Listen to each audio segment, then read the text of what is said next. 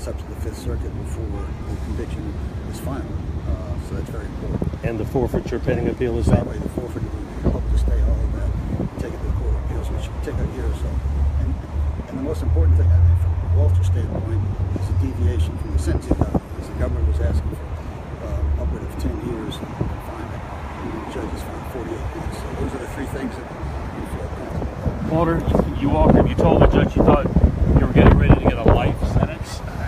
I said, Judge, this is a good day. I said, I believe you're getting ready to give me a life sentence. But I gave my son probation. I said, it's a good day.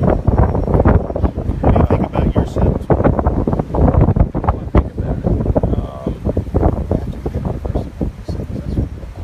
Yeah, it was well out of the guidelines. Frankly, it's a lot of error in this record, but it's not the court error. It's forced error by the prosecution pushing too hard. They were even there arguing the open house, which is classic political event, was something that was not. And under that criteria, they can take down any public official in the state of Louisiana or not. That's why they have some U.S. attorneys and IRS agents who don't attend political events, defining what's a political event. It's on the First Circuit. Fifth Circuit. That's correct. Well, we got to follow those. Bond pending appeal was already granted, so we'll go to the Fifth Circuit and hopefully it comes back with the First Circuit. Were either of you expecting this much downward deviation? We're hoping for it.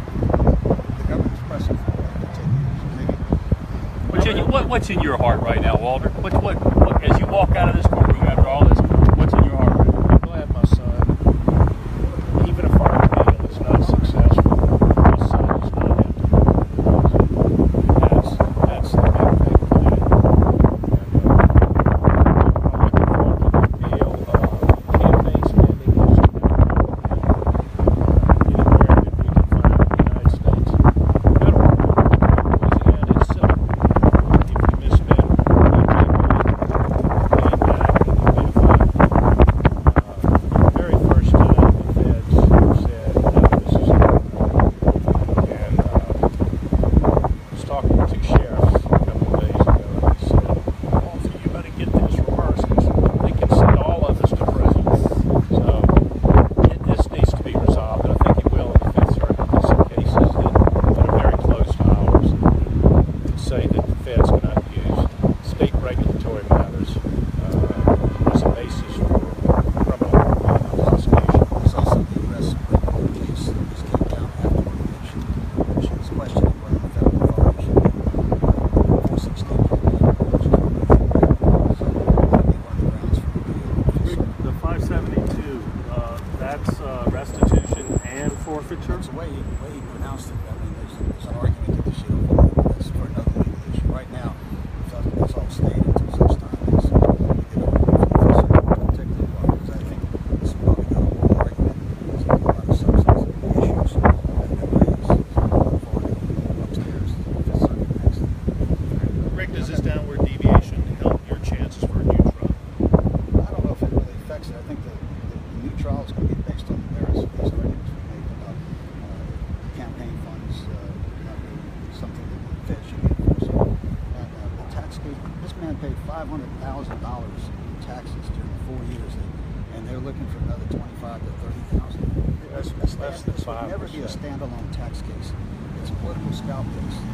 A lot of overreaching, and I want to thank Judge Fallon today for the bond pending appeal. I'm told that this is the only time he has granted this privilege in 20 years.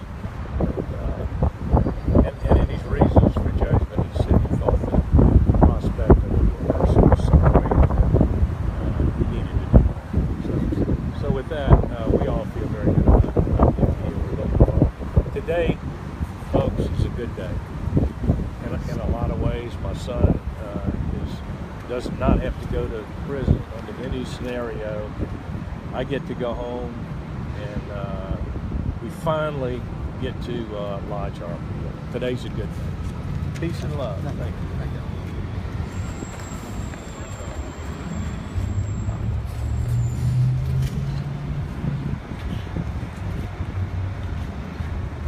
Okay, Okay guys, stay with us. We're gonna gather two of our reporters who are in the courtroom, and they're gonna give a bit of a summary of what he said. I know it's really windy out here and they were speaking incredibly quietly, so just give us 1 sec and we're gonna get settled and we'll kind of launch into what just happened and what happened inside the courtroom. Alright, you guys ready? Yeah. Okay, so I think it was really hard for people to hear, so whatever you can summarize is great.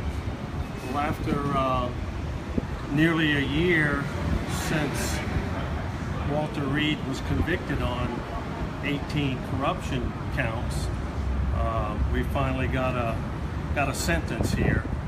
The judge sentenced Reed to 4 years in prison and ordered that he pay the district attorney's office $572,000 in restitution for money that he took from St. Tammany Parish Hospital that should have gone to the DA's office.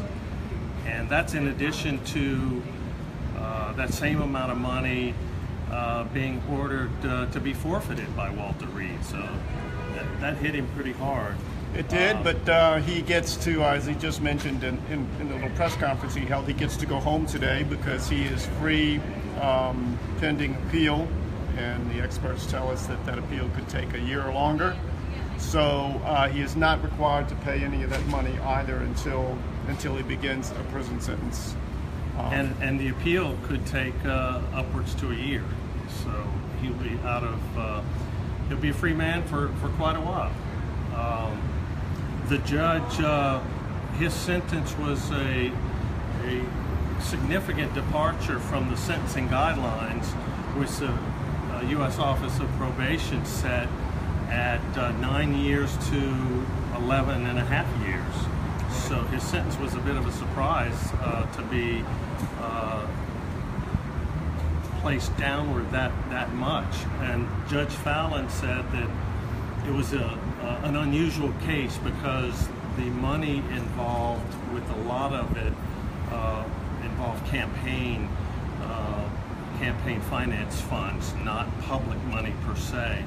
And he also noted that Reed did not spend money that he took from the hospital or he took from his campaign for elaborate vacations, cars, jewelry, clothes. He said it was unusual and that he spent it on things like flowers and meals for family, friends, constituents. He just said it was unusual in many respects. Yeah, and he also seemed to take into account Rick Simmons' point that Walter Reed had been a public servant for almost 4 decades. He had been a New Orleans police officer who was involved in the infamous Howard Johnson shooting, and all those things he felt should be taken into account in giving the sentence, which I think helped keep the sentence fairly low, I guess you would say. And as I don't know if you could hear it in the video because of the wind is howling out here, but Walter Reed said today is a good day because he can walk free. The sentence was down from the guidelines, and because his son Stephen, who was also convicted and sentenced today, was given a sentence of probation and will not have to go to prison. So for all of that, he said today is a good day. He made a point of saying that several times, that today was a good day. And now they say they're looking forward to filing their appeal, and we'll start keeping an eye on that. But that's it from the federal courthouse. I'm Robert Roden, and this is Kim Chatelaine with NOLA.com, the Times-Picayune. Thank you.